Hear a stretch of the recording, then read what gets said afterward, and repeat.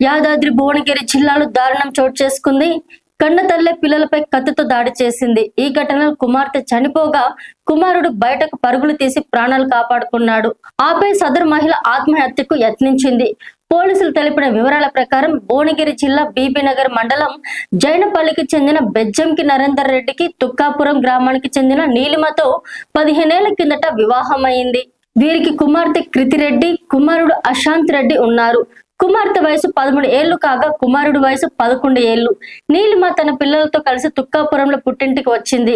ఆదివారం వేకువజామున పిల్లలు గాఢ నిద్రలో ఉండగా అకస్మాత్తుగా కత్తితో దాడి చేసింది. కుమార్తె కృతిరెడ్డి అక్కడికక్కడికే మృతి చెందగా కుమారుడు అశాంత్ రెడ్డి గాయాలతో తప్పించుకున్నాడు. కుమారుడు కేకలు వేయడంతో స్థానికులు అక్కడికి చేరుకున్నారు.